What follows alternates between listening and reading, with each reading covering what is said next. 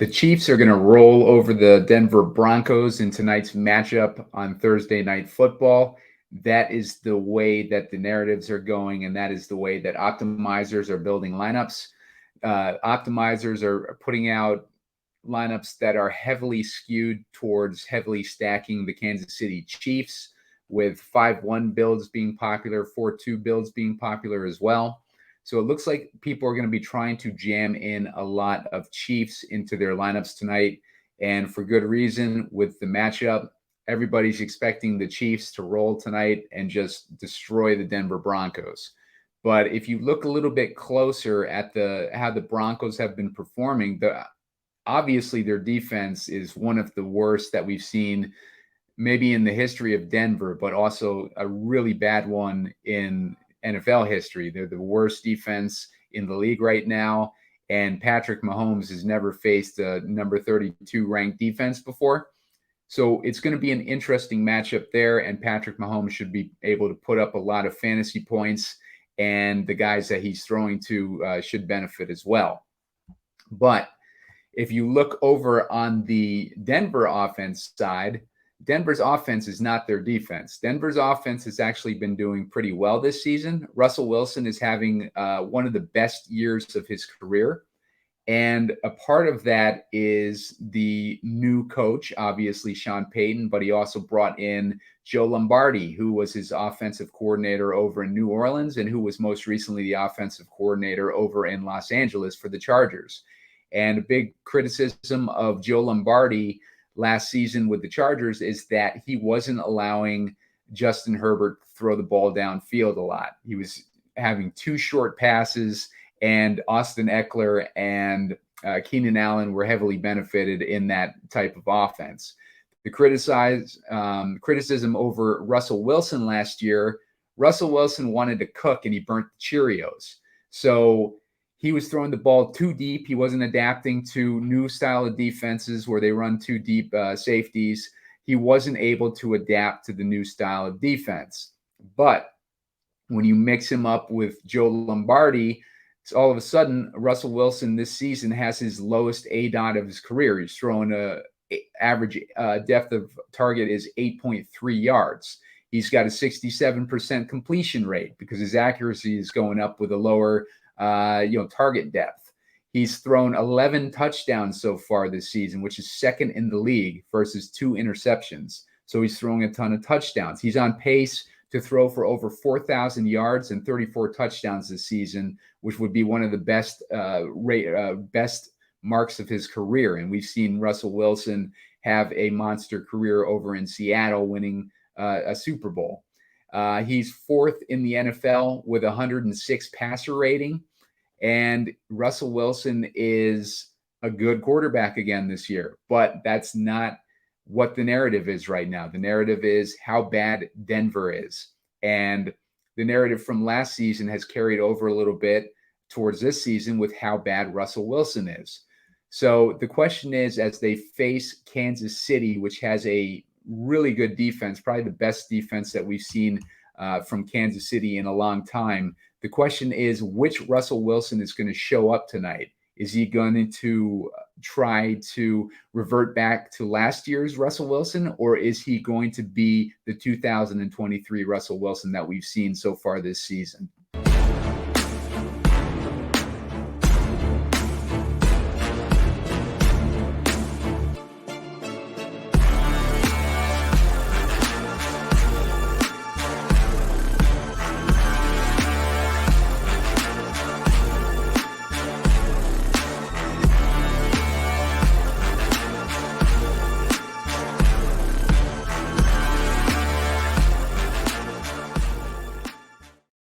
Hey, what's up, guys? I'm Simon Edwards at Pumacom with Heat Seeker Sports, and you're watching Gamescript. And this is a show where I break down matchups for the Island games. Tonight we have Thursday night football between the Denver Broncos and the Kansas City Chiefs. We're looking at a game total of 47, with the Kansas City Chiefs being 11-point favorites over Denver. So we got a scripted blowout of Kansas City blowing out Denver. I'm going to build some lineups in this show, and we're going to build some that go along with that narrative of a blowout, but I'm also going to build some Denver heavy lineups because I think that that's the direction that you can get different tonight. Optimizers are spitting out Kansas City heavy lineups, which makes a lot of sense. 5-1 builds, 4-2 builds in a blowout situation makes a lot of sense. But I do think that Kansas City has a difficult offense to figure out. I think there are certain players on Kansas City that are going to benefit from tonight's matchup. And I think that Russell Wilson has been playing really well this season. And I think that some of the matchup strengths that they have going in this matchup might set Russell Wilson up to do decent tonight too, in an alternative universe where we can build a script that goes against the common narrative and face 20% of the field as opposed to 80% of the field, which is what we like to do on this show. So I'm going to get into that in a minute, give you some good captain plays, some good lineup builds. But first, hit the subscribe button on this YouTube channel. You need to get those subscribers up, and you need to hit the like button. If you hit the like button, I'll put out a video later on today with my favorite picks of the game, and I will put that out, closer to lineup lock when I've done a lot more research and have a better idea of who I like. This is a early look at the game based on, like the research that I've done up to this point, where I like some things that I'm seeing with Russell Wilson and the Denver side that I don't think that a lot of people are going to be talking up necessarily leading into this game tonight, and we can get different with our showdown lineups. So hit that like button, hit the subscribe button, and let's get into the analysis here. I'm going to look at this game. So Patrick Mahomes obviously has a really good matchup tonight. Denver's defense is 32nd ranked. Patrick Mahomes has never faced a 32nd ranked defense before. As you look at Patrick Mahomes' game logs, though, 19 points last week against the Vikings, 15 points the week before that against the Jets. He's had 25 points against Chicago, 25 points against Jacksonville, and 20 points versus Detroit. The worst defense that Mahomes has faced this season has been Chicago, and he put up 25 points against them. Minnesota's got a pretty bad defense, too. He put up 20 points against them, but that likely was more of a game script thing. Let's take a look at the box score from that game to see what went wrong with Patrick Mahomes against the Vikings. Let's see. Patrick Mahomes last week had 41 attempts, so he was throwing a lot last game. It looks like they just defended him well. He had 281 yards, threw 2 touchdowns, still didn't quite crack 20 fantasy points, but in a matchup like this where he's got a good chance at being the highest raw scoring scorer on the total of this game, I think Patrick Mahomes makes a lot of sense, obviously, to keep in your player pool and to potentially have as a captain. I'm going to probably avoid having Patrick Mahomes as a captain tonight, but we'll do a Patrick Mahomes captain build when we get into these lineups here. Travis Kelce is questionable, and I'll go over the other injuries here too on Travis Kelce here. DJ Jones, he's a run stuffer for the Broncos, and he is out tonight. So that's a big upgrade to Isaiah Pacheco. Frank Clark and Baron Browning are also out on the Denver defense. Greg Dulcich might be in tonight. He might be back from injured reserve. We've got to keep an eye on the news there to see if Greg Dulcich is going to play. He would have a good matchup because the Chiefs are allowing 8 yards per target and 78% catch rate to tight ends this season. And Greg Dulcich is a good receiving tight end, and Russell Wilson liked him last season and has not had really a chance to play with him this season with Greg Dulcich, being on injured reserve. So getting him back would be good for this matchup. Keep an eye on the inactives for this game tonight. Tommy Townsend, this is an interesting one because he's Kansas City's holder, and if he is out tonight, that's another one you're going to want to keep an eye on the injury report for. Tommy Townsend, if he is out, then the Kansas City kicker has no one to hold for him that is used to working with.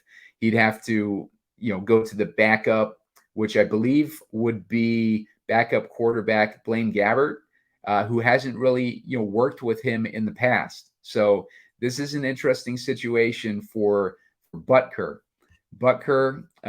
He scored 10 points last week, 11 points the week before that, 12 points the week before that.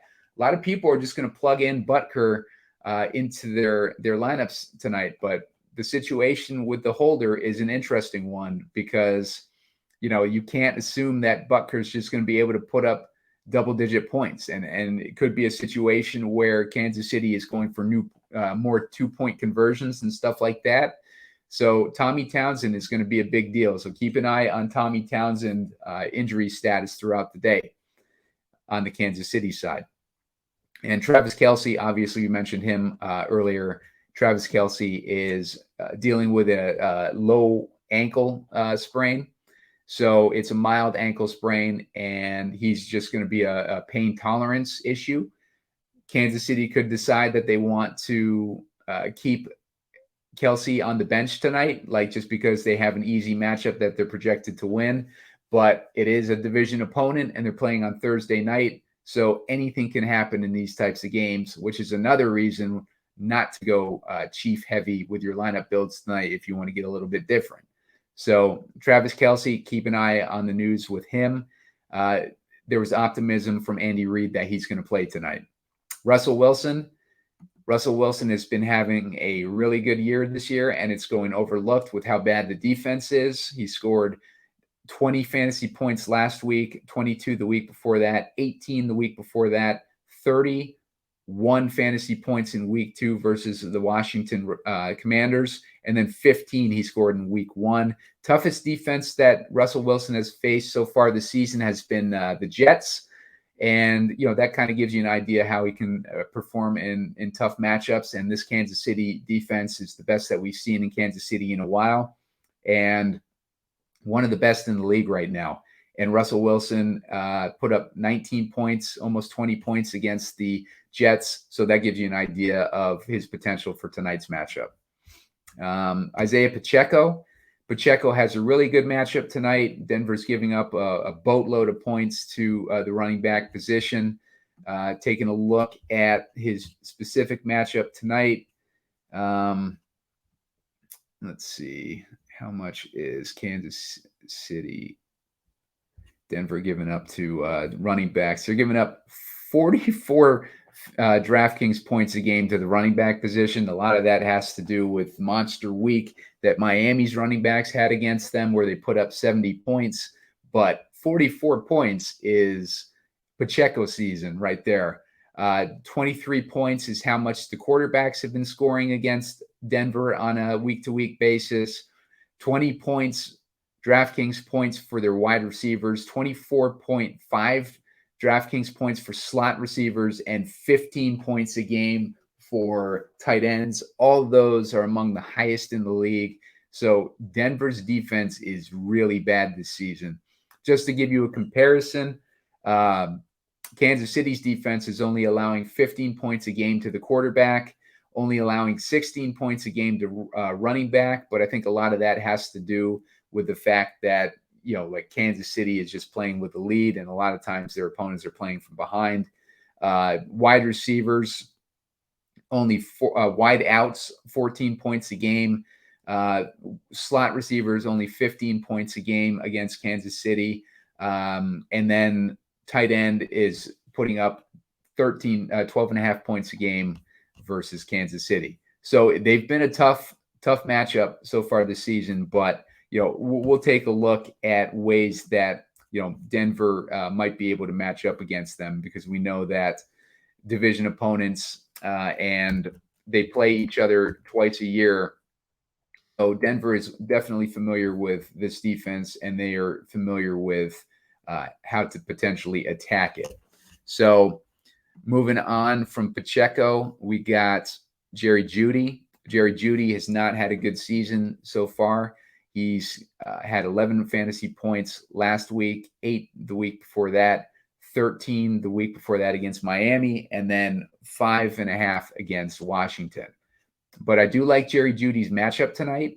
I think that he is facing off against the weaker spot in Kansas City secondary, and I like Jeudy's potential tonight. Jeudy, 9,000. He's a little bit expensive. We don't like to see that, but he's probably got one of the better matchups tonight. Courtland Sutton. Courtland Sutton has not been doing that great this season, but he's been getting the most targets on the team. He had 2 fantasy points last week, 11.7 the week before that, 21 in week 3 versus Miami, 11.5 against Washington, and 13.2 versus Las Vegas. So he's been kind of mediocre this season, has not been doing a whole lot, but he is on the radar tonight if we think that Russell Wilson can potentially put up some points. Javonte Williams was injured for most of the season. He's coming back tonight.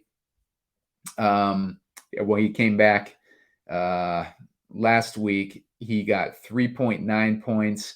Week 3, he had 8.5 points. Week 2, he had 7.8 points. And week 1, he only had 9.7 points. So I guess he got hurt either in week 2 or week 3, and he got pulled early from the game. And then, he's questionable the next week, but looks like he did not miss any time. But, he hasn't really done anything regardless. His rushing attempts, only 2 last week, 11 the week before that, 12 the week before that, 13 the week before that. Hasn't been getting a lot of rushing attempts, but he's also, look at some of these game scripts he's been dealing with. Against Miami, he was down 70-20. It was a tight game in Washington, another tight game in Chicago. Look at these tight games that Denver's played, by the way. They beat Chicago by a field goal.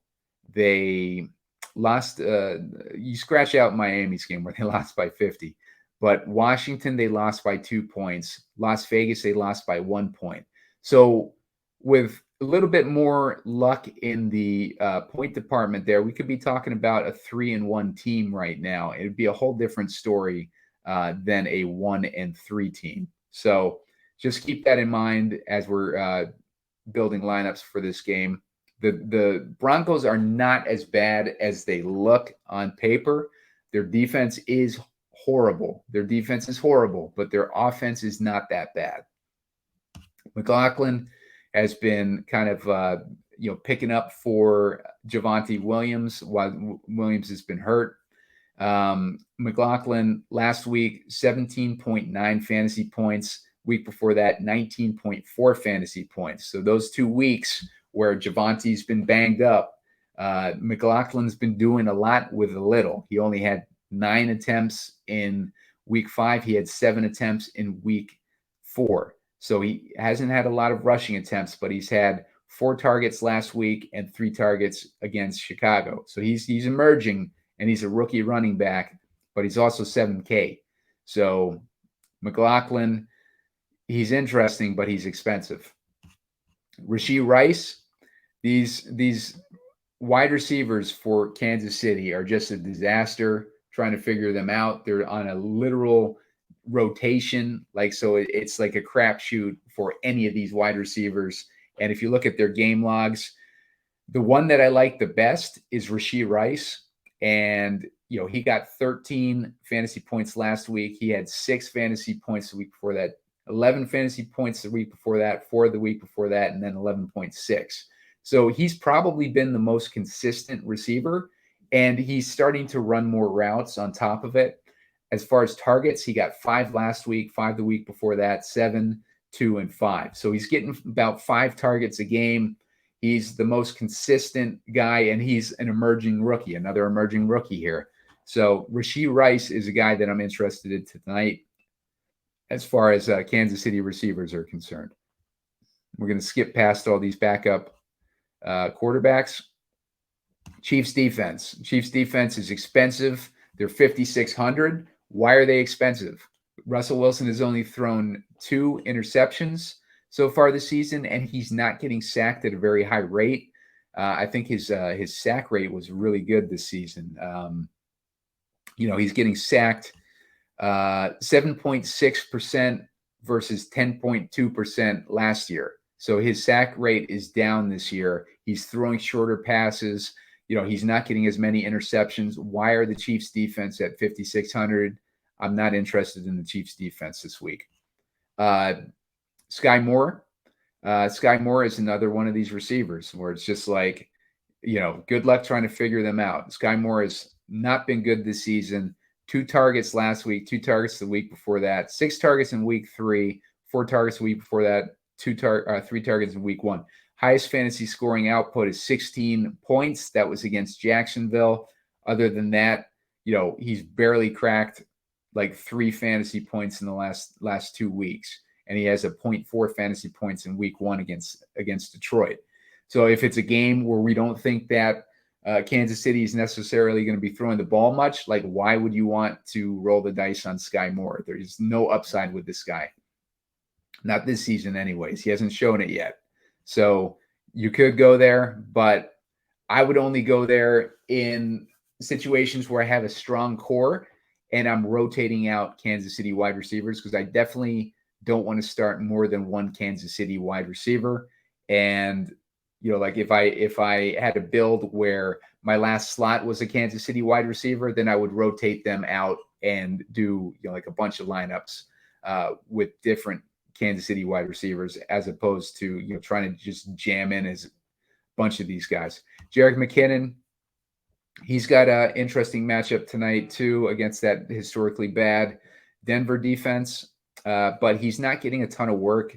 1 attempt last week, 3 attempts the week before that, 2, 1. He's mainly used in the passing, but his targets are 3-1, 3-3-2. Pacheco's actually been getting a lot more use in the passing game. Jerick McKinnon is used in passing situations and 2-minute situations. So McKinnon in a closer game might be interesting, but I don't really like him in this matchup too much. Against Chicago was his biggest game, where he scored 17.8 fantasy points. And he did that because he scored 2 touchdowns. So take those 2 touchdowns away, and we're looking at 5.8 fantasy points for Jerick McKinnon in that week. So not a whole lot of interest in Jerick McKinnon tonight. Samaje Perine is the supposed passing down back for the Broncos, but as we saw when we looked at McLaughlin's been getting a decent amount of passing work too. So Samaje last week had 4 receptions off 5 targets. Before that, he had 2 targets, 3 targets, 4 targets, 4 targets. So he's been getting the targets, but he hasn't been getting the fantasy output. We've seen 12.5 fantasy points against the Jets, 5.5 against Chicago, 4.4 versus Miami, and his best week was against the Jets, basically. So they were playing in comeback mode versus the Jets last week. So, if that gives you any incentive to, maybe plug in Samaje Perine, but in a 3 running backfield, I don't have a ton of interest in Perine. There's a lot of scrubs in this, player pool tonight. So, we're going to have to, try to narrow down the best matchups and try to avoid some of these pitfalls, because there's going to be a bunch of them. Butker went over him. Not too interested in Butker tonight, just based off of, the potential Townsend news. But if Townsend is playing, then don't worry about Butker. That's like, there's no reason to worry about Butker unless Townsend is out. Mims is another up and coming rookie, but they don't use him. They don't give him any routes. So, he's had 1 target, 2 targets, 5 targets, 2 targets, 2 targets. When he has been getting targets, he's put up 23.3 fantasy points and 16.6 fantasy points. Maybe this is the week that they use him. I don't know, but he's a crapshoot. He's also 4,600, so he's affordable, and he could be like one of those guys that we end up using. Just hoping that Denver's in comeback mode and they actually use him this week. So keep him in mind when we have him in the scripts that fit the script. Noah Gray is a guy I'm interested in tonight because if Kelsey is banged up, then Noah Gray has opportunity. And when Noah Gray's had opportunity, he's done all right. He scored a touchdown the last time that Kelsey was out. I believe Kelsey was out. No, Kelsey was banged up versus the Jets. And Noah Gray actually scored a touchdown in that game. I think also the Jets were highly focused on Travis Kelsey in that matchup. So Noah Gray was used when Kelsey was under wraps. So and when he was being guarded well against the Jets. So Noah Gray is going to be interesting, especially if we find out Kelsey is going to be on a snap count or something like that, or maybe he doesn't play tonight. So keep an eye on that Kelsey news today. Noah Gray is going to be interesting. Will Lutz, I like him better than Butker, given the circumstances. We have to keep an eye on wind tonight too. I don't know what the wind situation is going to be for tonight's game. Let me look at the weather report from Roto-Grinders real quick, just to get an idea of what kind of wind we're dealing with, or if we're dealing with any weather. Let's see. Rain will hold west until after the game, so it should be mostly, if not fully dry. That's good.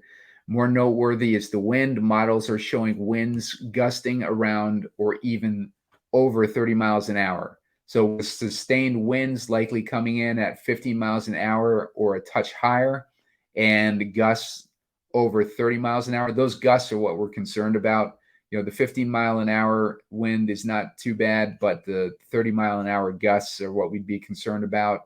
So, I'm not overly concerned of those conditions. But if it worsens throughout the day and we see that wind is supposed to be worse than that, then I'm not interested in either of the kickers. But under these conditions, I don't mind Lutz if we're going to have to put in a kicker in one of these builds. Kadarius Toney. Tony's the other guy that I'm interested in on the Kansas City from the receiver standpoint. He hasn't really done anything. He's been banged up like this year, so I don't know how much of that is affecting his target share. But when he's in the game, they like to throw to him. He's gotten 6 targets versus Minnesota, 2 targets, 1 target, 5 targets, 5 targets. So he's another guy that has the potential to get 5 targets tonight, maybe more, depending on how they want to attack this defense. But he hasn't done anything with fantasy points. He has 1 game over 8 fantasy points. The rest of it has all just been like nothing. And a lot of that has been because he's been hurt. But, Kadarius Toney has not done much. And it's the same story with all these Kansas City receivers. It's like you don't want to try to jam into many of these guys if you can avoid it. Marcus Valdes-Scantling, he's the guy who's running the most routes, but look at what he's done with it. He's done nothing. He's done nothing this season. He has 1 game over 5 fantasy points, and the rest of it, he's just done nothing. He's not getting targeted.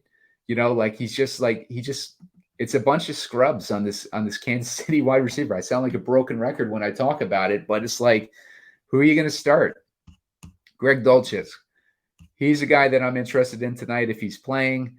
I believe he got targeted pretty heavy last season against the Kansas City against the Chiefs. In 1 game, the second game of the season, what did Dulcich do? Dulcich got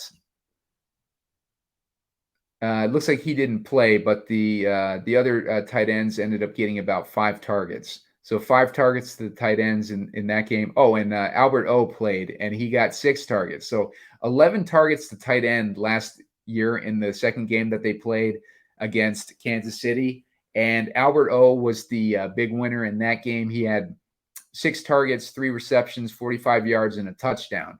So if Dulcich is playing, that makes him interesting to me. It even makes Adam Troutman a little bit interesting if Dulcich doesn't play, because Troutman's been getting the most red zone targets on the team. And, Troutman has the potential to score a touchdown. He hasn't done much with them, but he has the potential to score a touchdown. As far as Dulcich in that week 1 game or the first game between these two teams, he had 8 targets for 3 receptions, 42 yards. Didn't score a touchdown, but he had 8 targets. And other tight ends, Tomlinson had 3 targets. Virgil had 1 target, and Saubert had 2 targets. I remember that game, actually. I remember that game, thinking Dulcich was going to have his breakout game, and they just started throwing to all these other scrubby tight ends. But finally, they got Dulcich involved in the game. He ended up getting 8 targets at the end of the day, but they were throwing to all these other scrubby tight ends. But I think tonight, in tonight's situation, we would see more of a Dulcich game.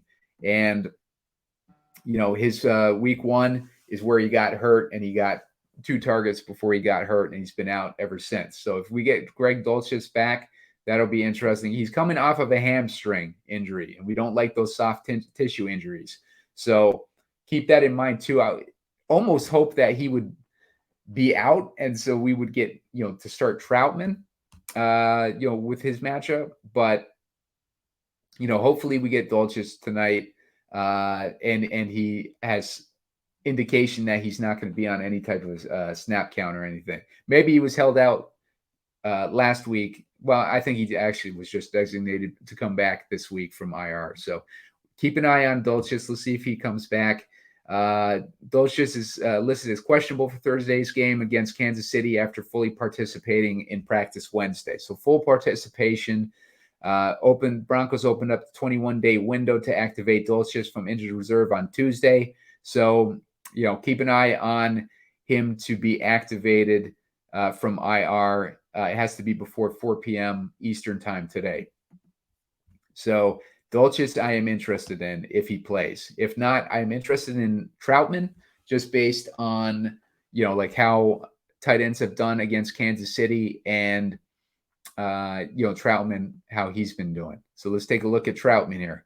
Troutman had 5 targets last week, 4 receptions, and a touchdown. That's the first game that he had a touchdown this season. He 12.6 fantasy points. Week 1, he had 5 targets for 5 receptions, 8.4 fantasy points. But, nothing in these other games. But I think tonight's matchup is a little bit more friendly for Broncos tight ends. And Troutman is only, 2,800. So he's interesting. I'm not going to go all in on him by any means, but if Dulcich is out, then Troutman is interesting, or more interesting. Broncos D, not going to start the Broncos D against Kansas City. If you're going for an alternate universe build, then Broncos D, could be interesting because, let's look at Patrick Mahomes. Patrick Mahomes threw 2 interceptions. When did he throw 2 interceptions? Touchdowns. I'm not seeing his. Here's his interceptions. He threw no interceptions against Minnesota, 2 interceptions against the Jets, no interceptions against Chicago, but he threw 1 versus Jacksonville and 1 versus Detroit. So he's thrown 4 interceptions already this season. That's more than Russell Wilson. So what? Look at the scrubby receivers he's throwing to, and if Travis Kelce is banged up, Patrick Mahomes can be mistake prone in this game potentially. Travis Kelce, we already went over him. So let's go down here to Justin Watson. Justin Watson in this game, another one of these scrubby Kansas City receivers. 7.6 points last week, 1.5 the week before that, 7.1, 8.2, and 6.5. And we're looking at targets of 3, 1, 3, 5, 4. Good luck trying to figure out the Kansas City receivers tonight. Hopefully it's more of a run-heavy game so that we can build Pacheco lineups and not have to rely on these Kansas City receivers, because I don't want to be playing that guessing game. Brandon Johnson is an interesting guy over on Kansas City. Brandon Johnson, 1 target last week, 1 target the week before that, 3 the week before that, 3 week before that, 3 week before that. He put up 1 pretty good game of 20.6 fantasy points with 2 touchdowns against Washington. So he's interesting, but it just doesn't seem like he's getting the target load that we want. So if we can avoid going down this low tonight, I would probably just avoid it, honestly. But keep him in your player pool in case you need to rotate out, like cheap guys. Clyde Edwards-Helaire has not been doing a whole lot this season. he had one game, like where he showed up versus Chicago, and he ended up scoring 12.7 fantasy points. I think that week, like the build for Showdown would have been Patrick Mahomes and his 3 running backs, stacking those 3 against Chicago. So, that's something to keep in mind. Maybe we're stacking Patrick Mahomes with a couple running backs to get different this week, and Pacheco. So, we'll take a look as we're building. Justin Ross is interesting. He's been getting more work. He got 4 targets last week. Didn't do anything with him. Only scored 4.8 fantasy points, but he got the targets and he had 2 receptions. So Justin Ross, another one of these scrubby Kansas City receivers. I don't need to repeat myself on those guys. Other than that, Blake Bell's the only other interesting guy. He's only at 200. He's another tight end that could benefit from Kelsey being out. His interest level is only going to be based on Kelsey being hurt tonight. So he's only got one game where Kelsey was hurt. In week 1, he had 3 targets and he put up 9.2 fantasy points. He got the touchdown in that game. So Blake Bell, also an interesting guy. Maybe on some of those Noah Gray lineups, if we get Kelsey out, just swap out Blake Bell for him and, leave some salary on the table if you're going to put Mahomes in the captain or something like that, or have a super chalky build. Just keep that in mind with Blake Bell.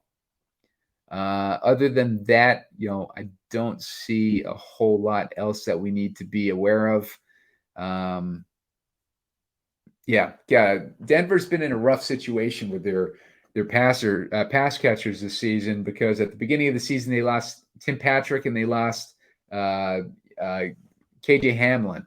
So they lost 2 of their big weapons in the passing game, and they've kind of been trying to sort things out.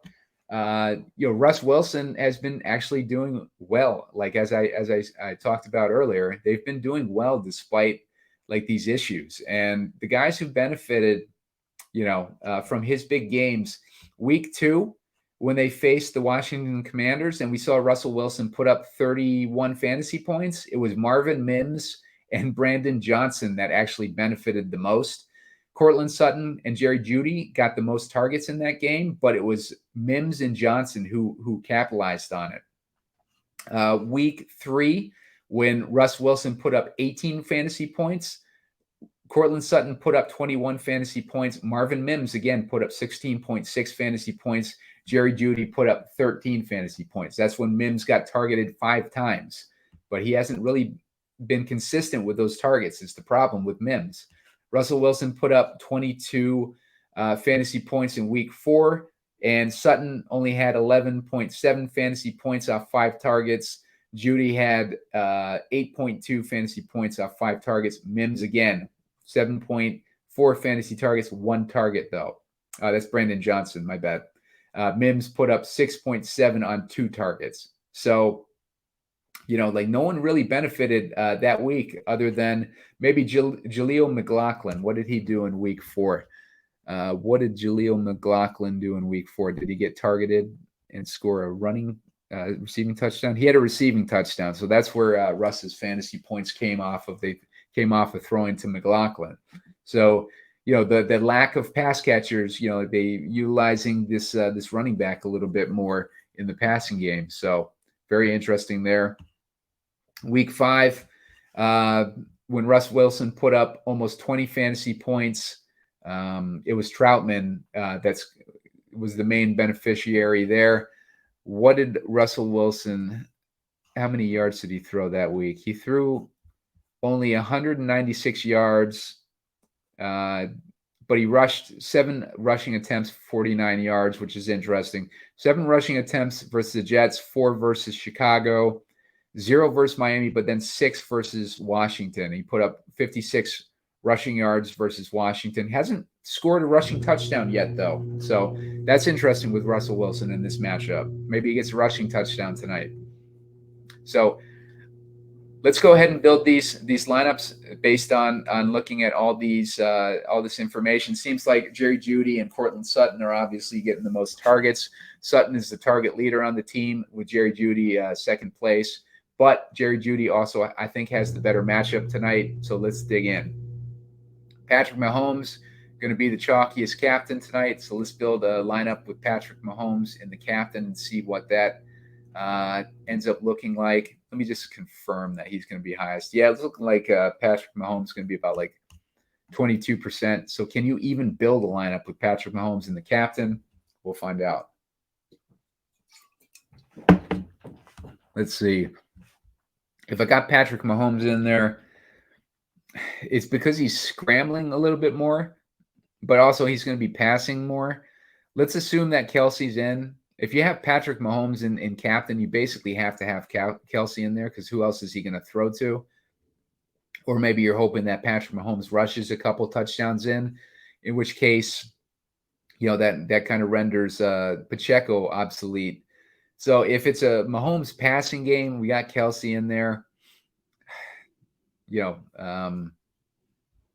Maybe we put in Jerry Jeudy, like to get a Denver guy in there. Maybe we're assuming that, Patrick Mahomes is throwing to Rashee Rice. He's my favorite receiver that they have. So that gives us two receivers with Patrick Mahomes. Only gives us $2,200 left in salary per player. So maybe we plug in. We're going to have to plug in one of these cheap guys. So maybe we plug in Justin Watson. You see, this is the problem when you put these expensive guys in the captain like this. It doesn't leave you with many options. So let's take Kelsey out. Let's say Kelsey is a little bit more banged on than we're being led on. I like Noah Gray in that scenario. So we got Patrick Mahomes throwing to Noah Gray and Rashee Rice. We got $11K left in salary at that point. At that point, you could put in Pacheco and have $1.6K left. That leaves you with options like Justin Ross, Blake Bell, if you wanted to go there. Those types of guys. You're really going to have to put in a scrubby guy. Oh, you got Brandon Johnson at least on the Denver, and that would give you a 4-2 build, which are going to be popular tonight, and probably the way that like a lot of these builds are going to be done tonight. Let me see if that syncs up with Brandon Johnson. Kadarius Toney is another option that you could put in there. Like if you wanted to go a different way with this, that we could go with. Let's take out Jeudy. Let's put Kelsey back in there. Let's see what happens if we put in Kelsey and Russell Wilson. Take out Rashee Rice. Take out Pacheco. Take out Jeudy. Let's put in Wilson. I think in this build, we have to go scrubby with it. So let's put in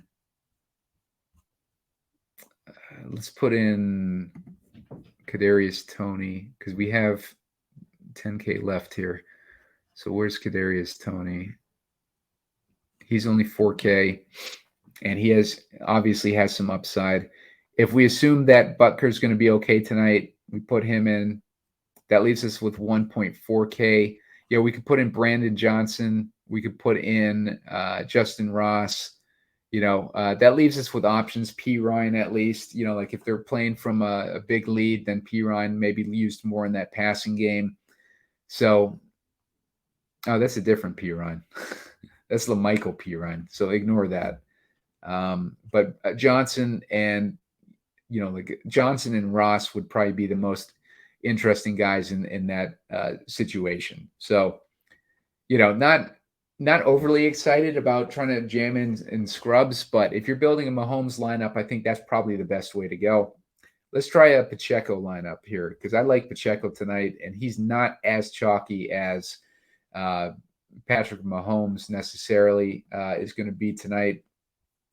And you can build a decent build with Pacheco. I think he's probably going to be the right underneath Travis Kelce, depending on Travis Kelce's injury report tonight. But if I'm building Pacheco, I want to have Mahomes in there. I want to have those raw points. And I want to have Wilson in there. That leaves us with 13.5K left. Let's say if we want to put in Judy, we're dealing with these scrubs again here.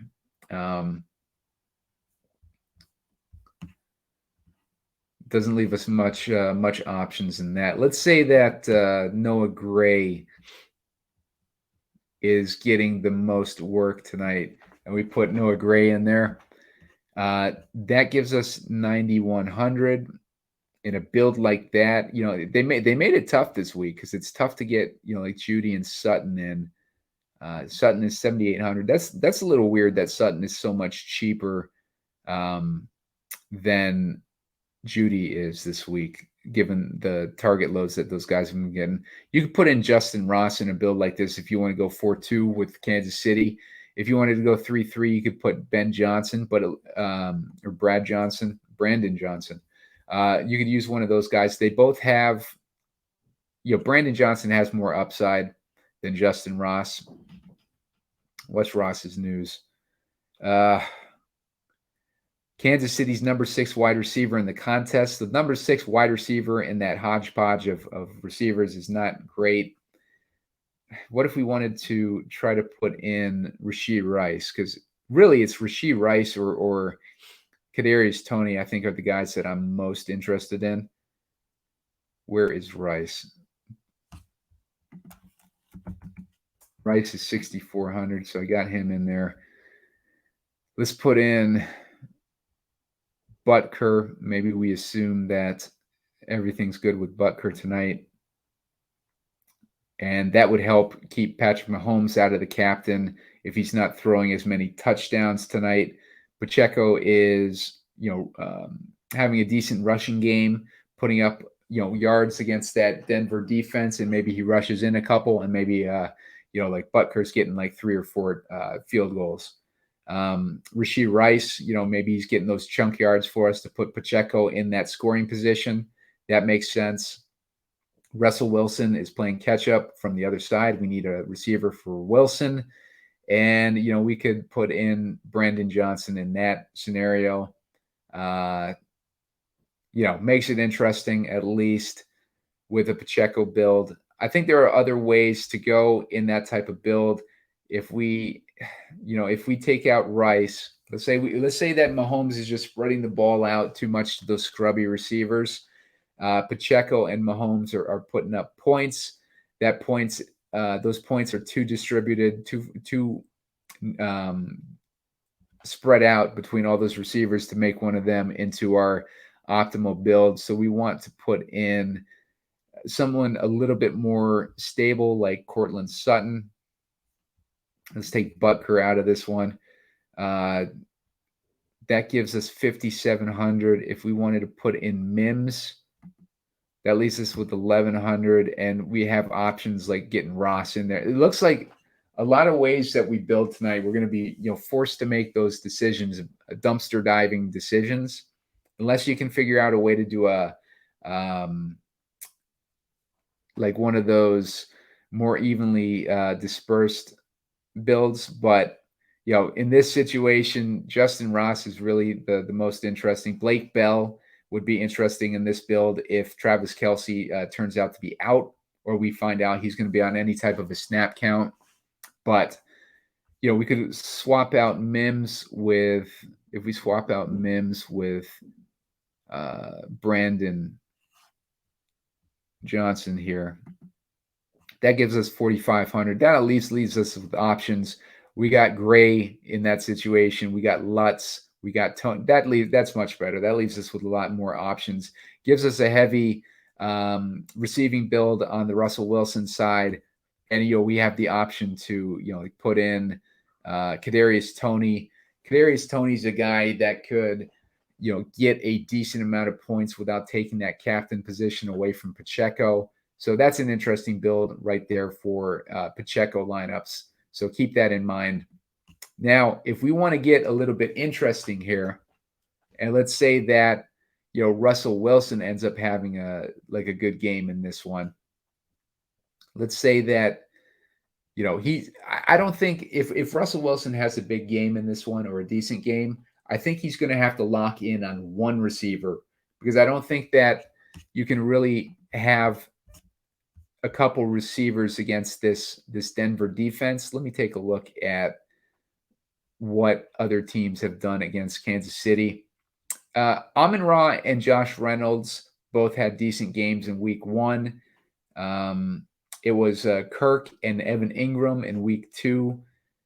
Only DJ Moore put up a fantasy relevant game in week 3. Week 4, it was Garrett Wilson and Lazard both put up 15 fantasy points. So, yeah, I mean, you are capable of putting 2 receivers against Kansas City, but I do think that it would have to be honed in basically on one of these receivers mainly. So if I put Judy in the captain here, let's put Judy in the captain, and then let's put in Russell Wilson, and let's put in Patrick Mahomes, because he's probably going to be the highest raw points on the slate. I want to put in Pacheco too, and that leaves us with 2,300 per person. Let's take out Mahomes. Let's see if we only have Pacheco in there. Let's say that the run game is firing on all cylinders and Pacheco is having success. Mahomes is not needing to work that much, and he's got a 12.8 salary, so he's going to have to put up a decent amount of points to get in this optimal lineup. So Russell Wilson is throwing to Jerry Jeudy, and we can get another decent guy in there. Let's get in Rashid Rice.